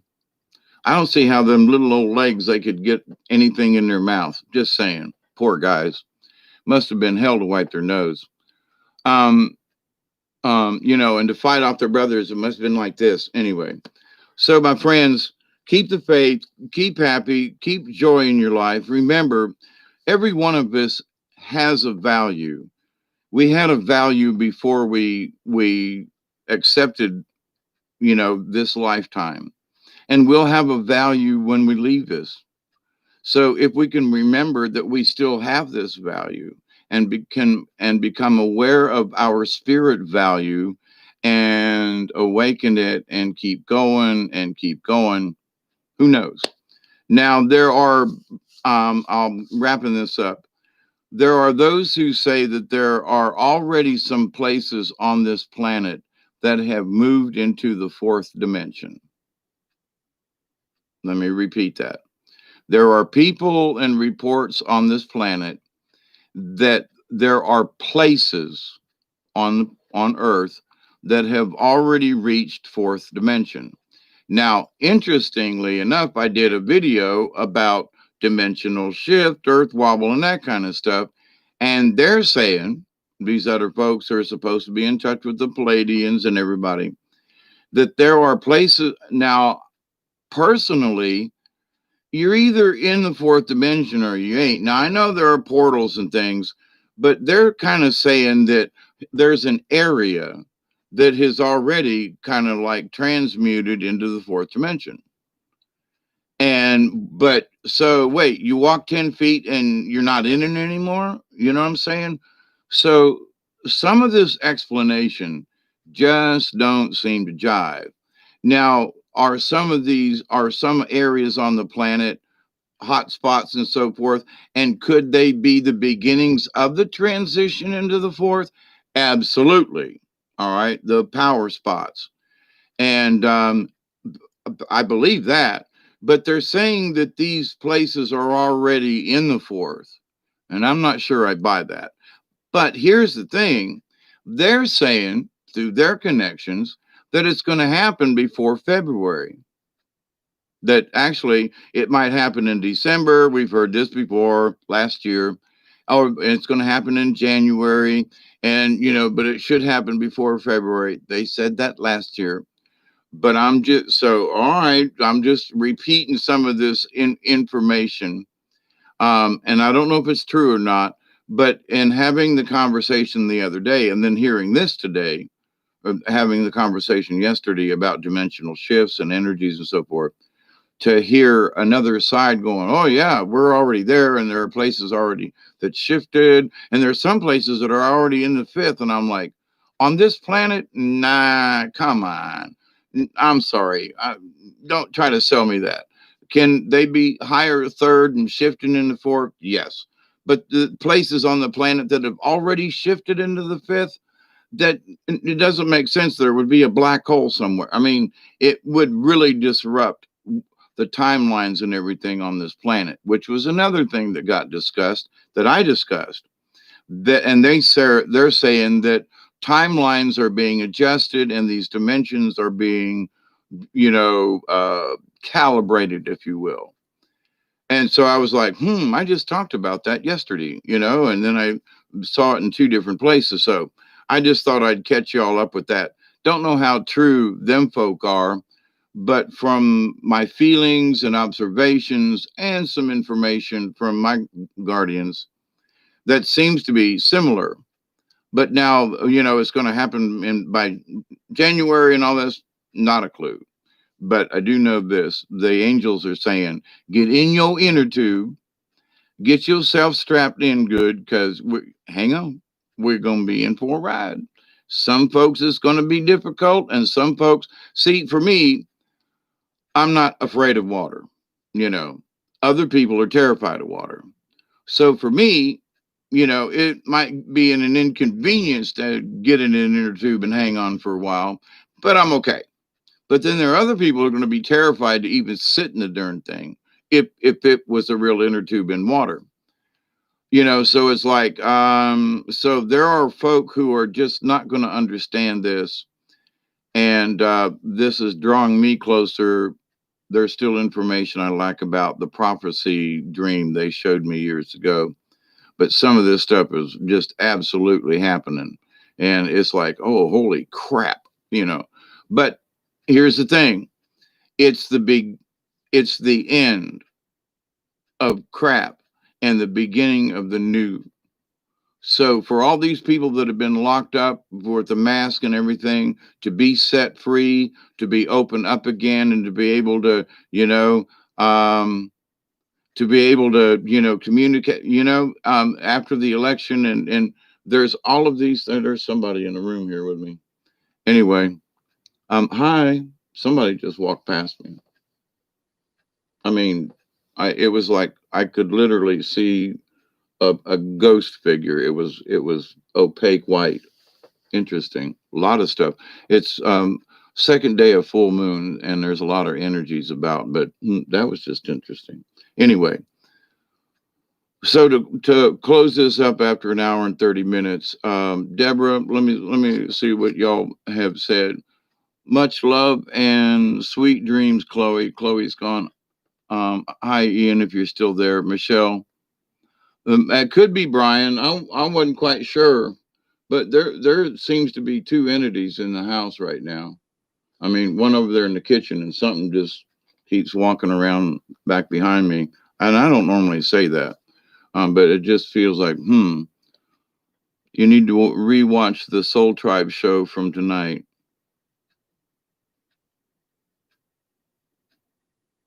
Ley lines, right, Michelle? Absolutely. That's what I was thinking. But it's the crossing points of the ley lines that are hot spots. And there are some hot spots that I can't say don't have anything to do with ley lines, but I've been in some places where the energy was just like, holy cow. But, and then I went back, and they don't seem to be associated with any particular ley line, but it's still a high energy area. But anyway, so my friends, I do think this is important. A lot of the things I talk about, but they kicked me out of bed at 4 a.m. to have this conversation. So, and I'm doing my fulfilling my duty, and I don't really mind. But in thinking about, though, about loyalty and honor, whether you try to, trying to find it from trying to find loyalty in something outside of our immediate area is just damn near impossible right now. We're loyal to each other in the chat and with the Soul Tribe, and we honor each other. That's great. You see, that's what I mean. We're making progress. We got to keep this up. But it's not that we're taking somebody into the house. We don't live in the same neighborhood, but we understand through the grace of God in the universe that we're connected. And so by doing that and staying honorable, for me, staying honorable to me, I'm being honorable to all of you. And by you being honorable to you, you're being honorable to me. It just works out that way. And so, and I was saying the other day that I'm kind of scared of this, in that there's so many people who are feeling fractured that and because there's so many of us that are connected now, are we going to pick up each other's fractured behavior? Not on purpose, but simply because we're connected. So, of all the things that we could fear right now, would be that the folks that we have learned to trust, like here in the chat and on Soul Tribe and so forth, we've learned to trust each other, at least up to a point, and so that we don't want to do anything to dislodge that. So I would, if I'm having a bad day, I ain't going to think about y'all. I'm going to deal with my issue, and then I'm going to send my prayer out, because I don't want my vibrations, somebody else hearing me. And somebody told me that the other day too. They said, I don't want my bad vibes to be picked up by somebody else. And that's honorable. That's being loyal to, the rest of the universe. So, but when we know that, I've got this, well, I'm feeling a little out of sorts right now, but I'm going to ask the universe for me to, that this negative energy just dissipates for now. And because it can come back, it comes in waves, and sometimes we just have to deal with it again. But we ask the universe to just look, I don't want to give up this, and I don't want to hide this negative energy. I want it to dissipate for now. I'll deal with it tomorrow, but I want it to dissipate for right now, so that I don't send this negative into the universe. So it's sort of like asking, hey, rain check, but anyway. So, and that can happen, but you have to allow it. It's sort of like, you're hot and sweaty and you ask for a rain shower to cool yourself off. Take it, accept it, but it's only a rain shower. You're still got to, do what you got to do. But in that, have, I know I keep talking. We got to have faith during this time. That's just all there is to it. Keep having confidence. Keep working on it, y'all. And it's not really work. It's allowing it to happen. The connection can go both ways. Yeah. And it would be, hi Amanda, and it wouldn't be on purpose. But because we're, all connected, and we're getting better at it with certain folk, um if something happens to me, that vibration is going to go down the line. I didn't know for several days about Brian particularly, but I knew something was wrong. I couldn't point it out. I even had a crying spell, and then I found out 2 or 3 days later, oh my God, Brian's passed. So it reflected back to the day that I was feeling that way, and the fact that I knew something was up in the grand scheme of things. So, and I was trying to get in touch with Brian. I just hadn't been on the channel, but anyway. But so, yes, we can affect each other wrongly if yeah, wrongly, I guess is right now is the best. But as soon as we become aware of it, I'm really feeling cranky today. Then you say, but I don't want to share this. Wow, I really feel like crap today, but I don't want to share this feeling with anybody. So finish the sentence, with, but I don't want to share it, and you don't want to keep it in you, because that's just boils in trouble and makes the frequency even worse. You want to just dissipate it. For whatever this is right now, just go away for right now. I'll deal with it later when my energy's better and when I'm feeling a little better, but not right now, please. You know, and ask for help, to dissipate that energy.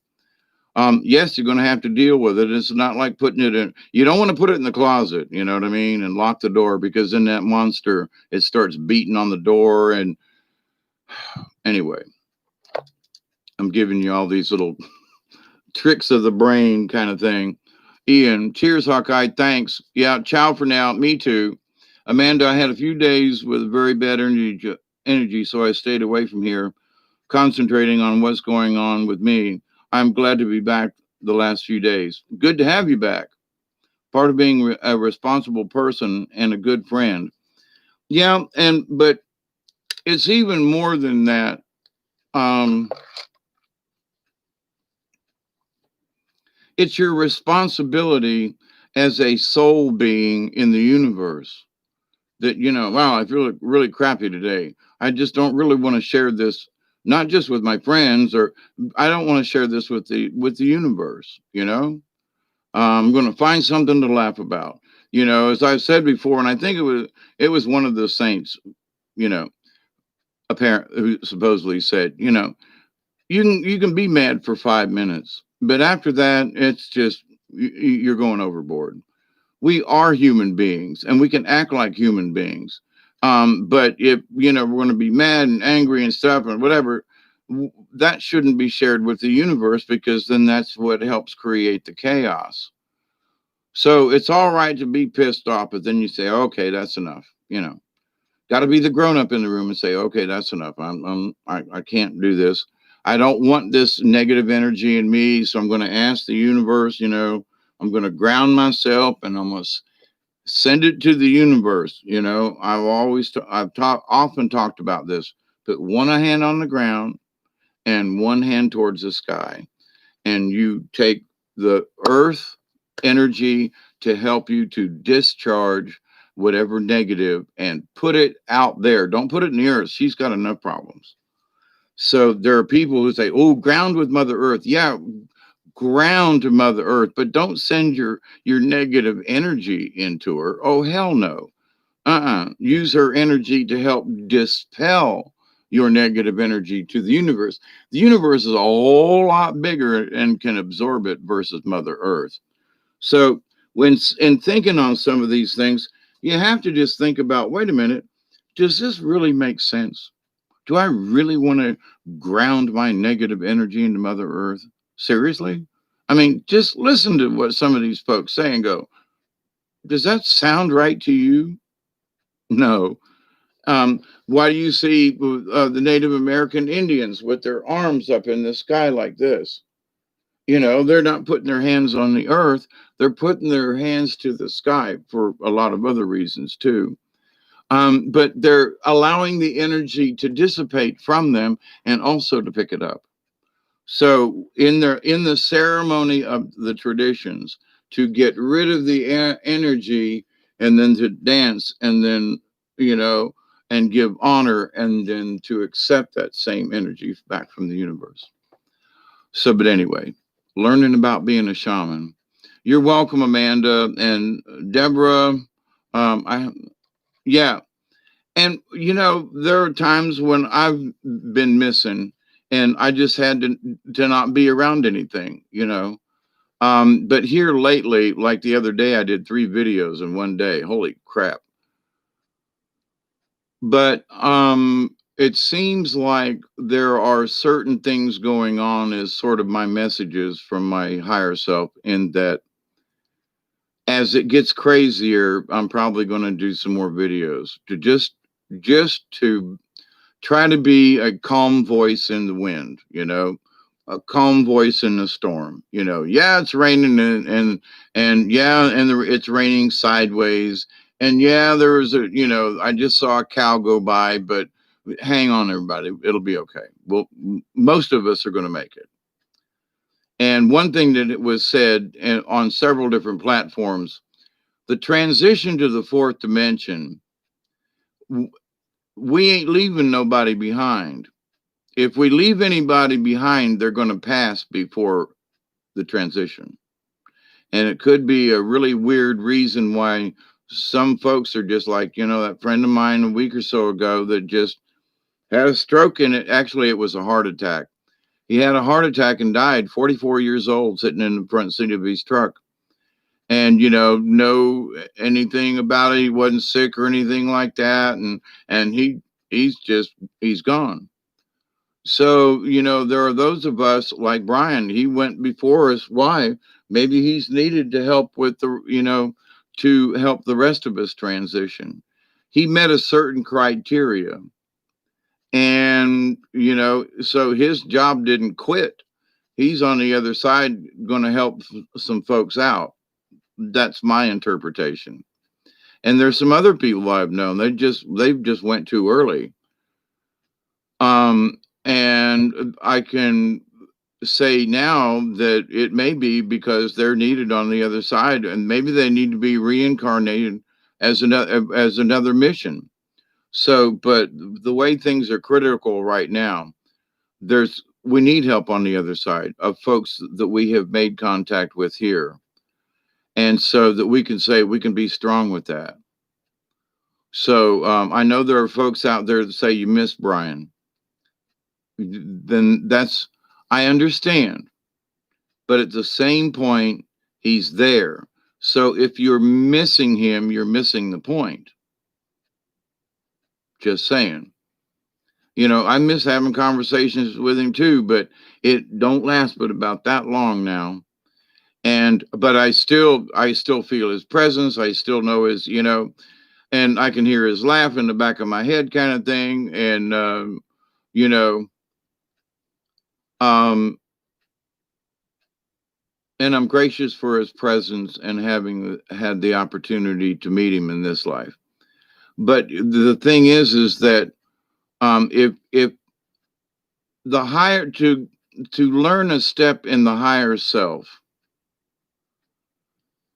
and we're human beings, but when we feel that way, we say, I really miss him, but I know he's still there. So you finish the sentence. I miss his presence here, but I know he's still there. So that's the answer to this. I miss Brian, but I know he's still there. Versus, I miss my friend. I sure wish I could talk to him. I sure, there is no ending to that. It is the statement is left in you're still missing him, her, them. But to say, I miss them, but I know they're okay, or I know they're still there, then that gives a wholeness to it. Yeah, I miss my little dog Sasha, but I know in a way in my heart, my little dog's still running around. Plus, I got one of her bones somewhere too. But anyway, I know that's kind of creepy, ain't it? But to honor her though, I just wanted one of her bones. It was a shoulder blade. But anyway, so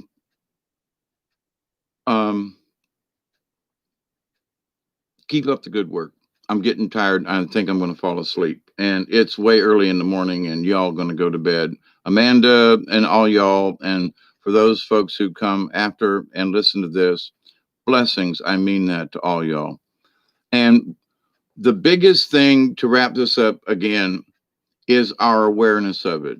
If I'm having a crappy day, and instead of wallowing in it, I ask the Creator, help this dissipate, help me, give me the strength to deal with this, because as soon as I get the strength to deal with it, I can calm myself down if that's the issue. So we ask for strength,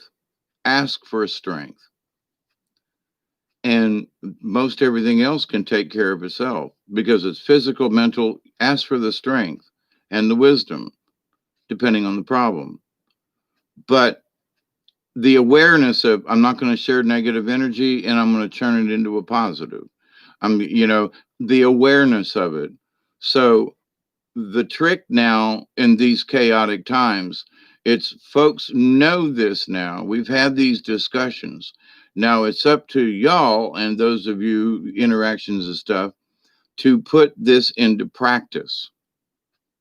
Well, it's really chaotic out there. And then, and yeah, well, for the last hour and a half, you've been yakking about how bad it is. You're only supposed to have 5 minutes. Just saying. You can talk about it, but take your emotions out. Well, but it upsets me. And I know that's why you need to calm down, get your panties out, get that bunch out of your underwears. But, and calm down, but it upset. I know, calm down. And it's going to be very difficult. And we're going to feel it from our friends and neighbors. That's going to be little ripples in the space time continuum, if you will. But the thing is that as soon as I realize that I might be sharing this by accident. Whoop, better cut that out. You know, so and it stops that quickly. Our awareness of it will keep those ripples from being any more than just little. What was that? Oh, nothing. Just a little breeze. So my friends, I love you. I do. Deborah, we love you, Dave. Thank you for the messages you bring. You're welcome. I honestly, I chatter on for 2 hours, and I many times I get done, I go, man, I hope there was something in there of value to somebody, that I'm not just running my mouth just for the sake of it, although I probably would anyway. But the idea, though, that that's what I was talking about with Robert V and on my own channel before about they kicked me out of bed to do this for whoever wants to read it. And there are people, I picked up 2 or 3 new people just in the last couple of days as subscribers. And I'm just like, I'm blessed. Thank you all very much. Because if I can get you to think differently, then maybe we can all get out of this mess alive. You know what I mean? But if we're all convinced that we're all going to die and it's all going to be horrible, and, Pastor Paul Begley, oh my God. Now, I listened to him for years, and sometimes I will still tune in, but it's all about death. We're all going to die. It's all apocalyptic. It's all of this. It's all of that. And he can't report on anything good. Everything he puts up on his channel is there's a tsunami, there's a fire, there's an earthquake, there's people dead, there's this. It's another apocalyptic something or other. And I think to myself, and he says, everybody, we pray to Jesus and we're all going to. So then report on some good news for crying out loud, So there are some of these folks that, and I was doing that years ago. And spiritually, I think I have evolved because, wait a minute, see, it's one thing to talk about some of this nasty stuff that's around us and be careful of the snakes. But it's another thing to just live in that fear porn all the time. And get this, and for Jesus' sake, well, Jesus died on the cross. We all know that. All right, so we're going to go through the giant on the cross and the blood of the lamb, and we're going to talk about all the other people dying and all the horrors and everything, and we're going to pray to Jesus, and we're going to pray that he saves our souls. But then talk about something positive once in a while, for goodness sakes. Just saying. He's not the only one, but I just noticed again on his channel today when I was perusing, I was like, Pastor Paul, say something nice once in a while. Just once a month, once every 2 months. But everything is dying, death, and apocalyptic, and, okie doke. And here's one of the things that I scratch my head and wonder.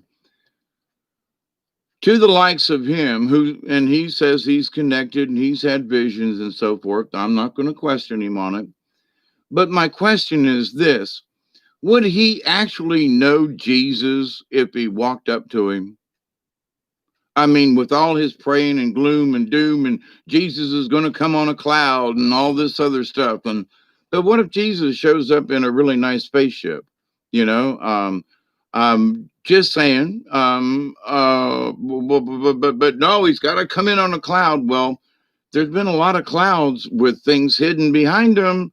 So if he comes in on a cloud, technically it's true, right? But would he know? would some of these other pastors actually know if the Christ was on this planet, if they walked up to him and spoke to him or saw him, or or would they accept him? No, he's an alien. He come, no, that it didn't fit what the Bible said.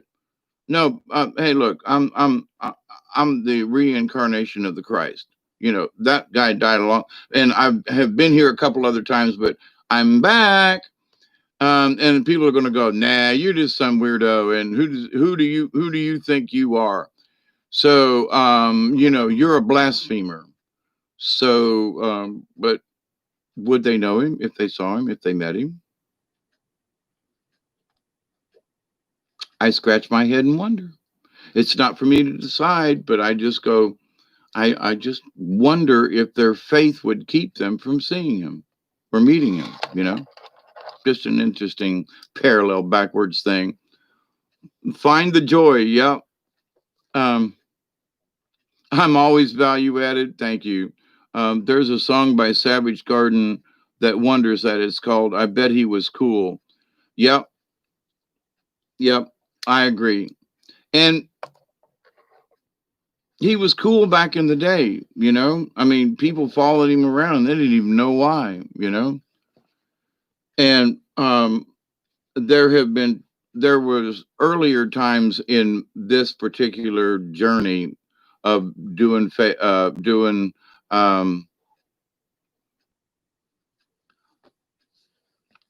Montfort. Is that, wait, I put on my hat when I was looking for my glasses. How about that one?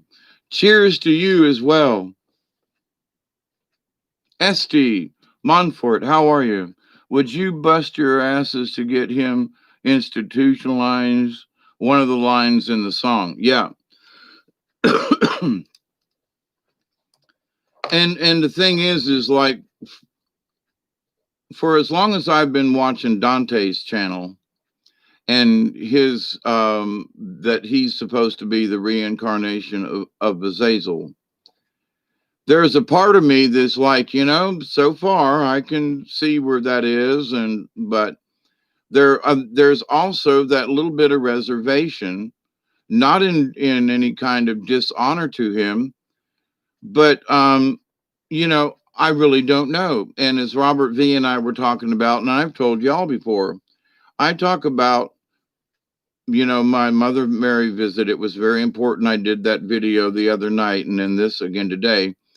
And it's not about whether or not you believe me.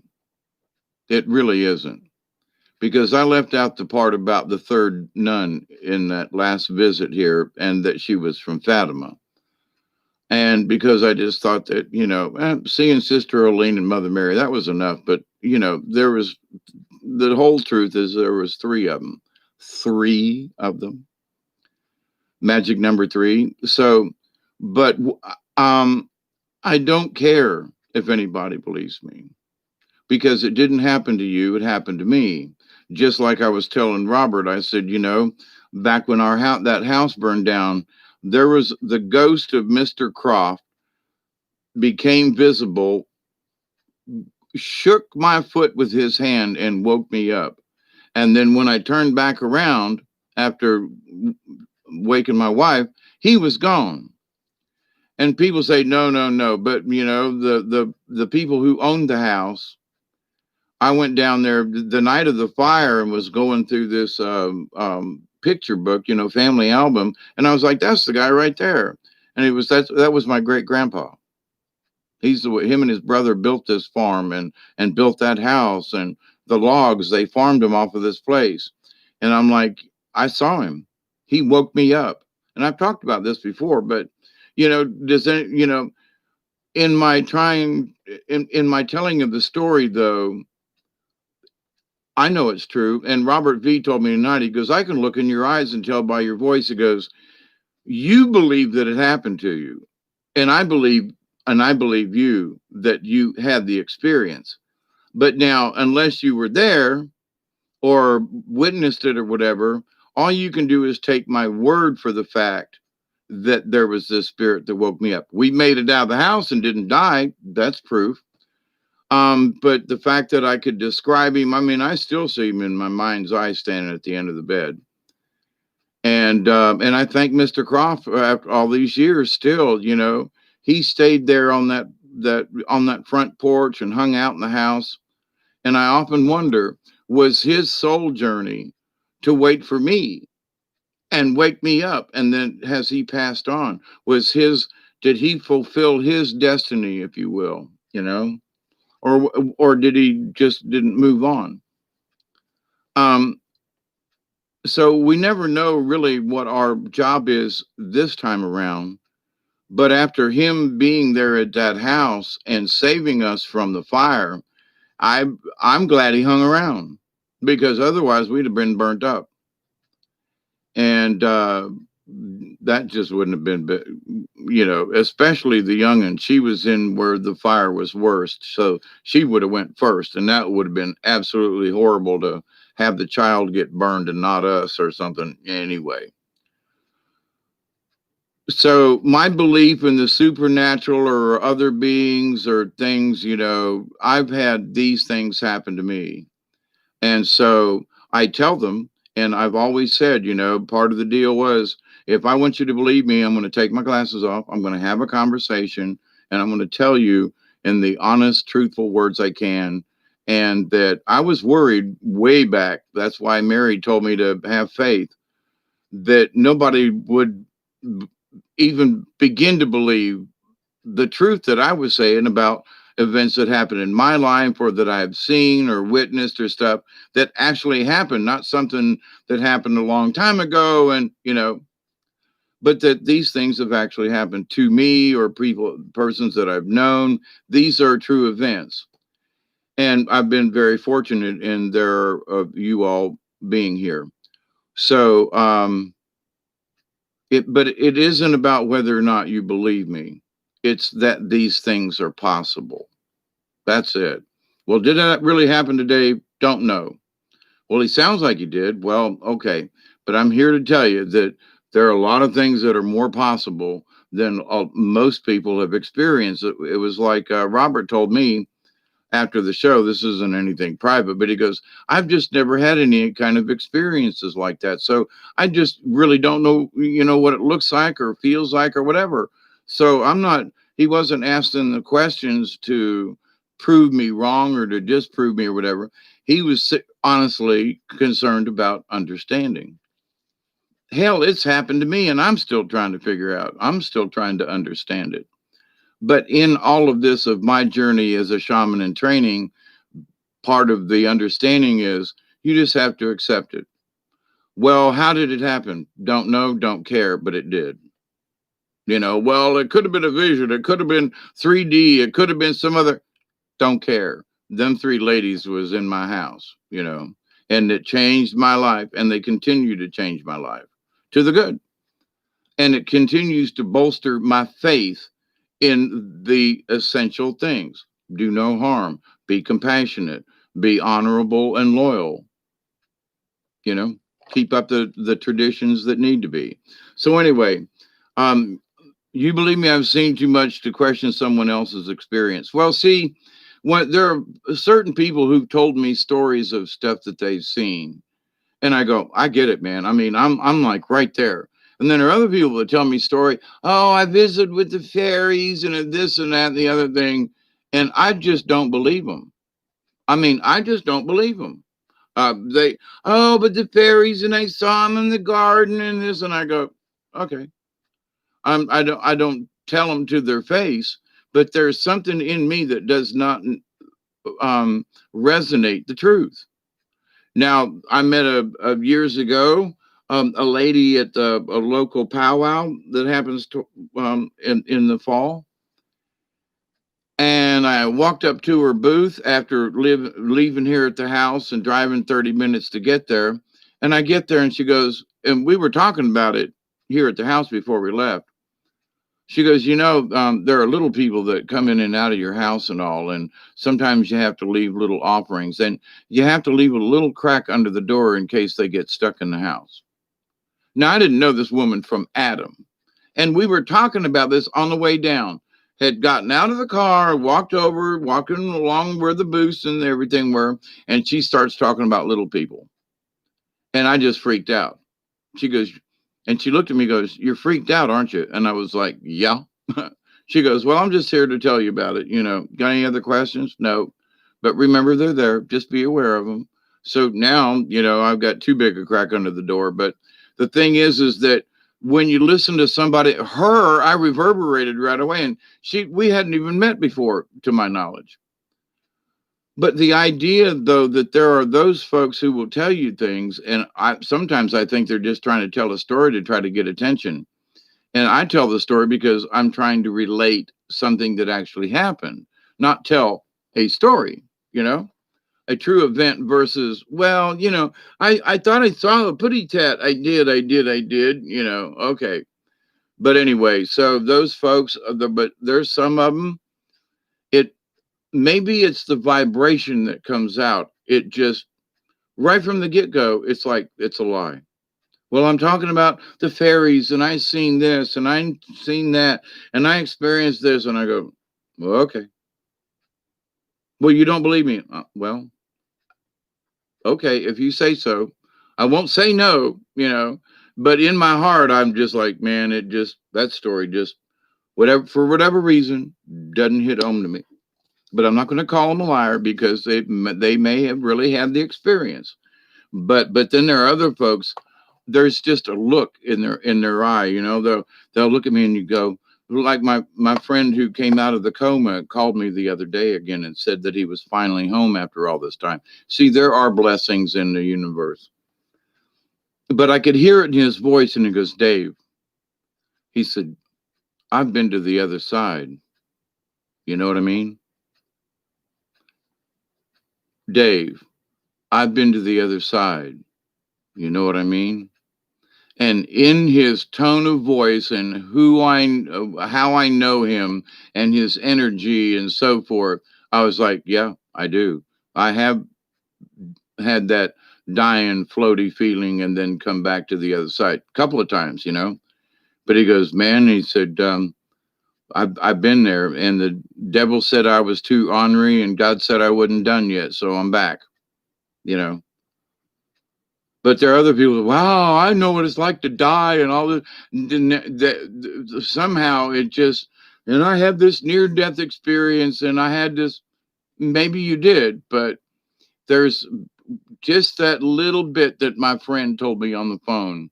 I was like, I knew he'd been to the other side and it's back for whatever reason, along with some other people that I've met. My other good, and his name is Randy too, as well.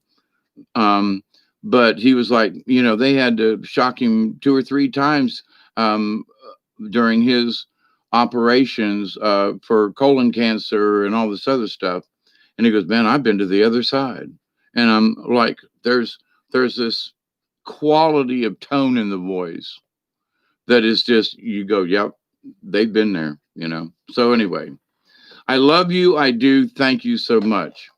Continue to keep up the good work. All right. Continue. It's going to be tough, I know, but I have faith in you. And so does the universe. Okay. That's why they want me to be your confidant and say, hey, listen, I got you. We got this, I'm the cheerleader, if you will. But anyway, I continue to pray that each and every day that each and every one of you will learn to accept and receive the healing, the knowledge, and the wisdom from the universe. I continue to pray that each and every day, each and every one of you, your friends, your family, all of your relations, both past, present, and to come, will learn to accept and receive the knowledge, the healing, and the wisdom from the universe. And as that law of three goes, and I believe in it too, I continue to pray every day that each and every one of you will continue to learn to accept and receive and to share the wisdom and the knowledge and the healing from the universe in any way that you can. Keep your panties from getting in a bunch, y'all, and grab that inner tube and get comfortable. We'll see how things turn out. But we got to have faith in ourselves and each other. I love you all. Good morning, Michelle. Good morning, Deborah. Esty Montfort, cheers back at you. And anybody else that's hanging out there in the background, we love you. We do. Amanda's probably already gone. Bless you, back to you. Thank you. Yeah, I'm fixing to go pass out on the couch with the dog. Um, so until next time, South Georgia, and it's beautiful weather at the moment. Oh man, I love it. So we do get blessings. Amanda, there you are. I knew you were still there. All right. So y'all get some rest. Y'all be safe, and we will talk soon. Okay. Keep up the good work, and I do mean that. You really. I'm so proud of y'all. You just have no idea, and so are the angels, by the way. So anyway, TTFN. Ta ta for now, my friends. Be safe. Be kind. Be sweet. And if you have any, and if anybody, I didn't get any cake for my birthday, so if anybody eats any cake in the near future, think about me and just go, this bites for Dave. I love you. Bye.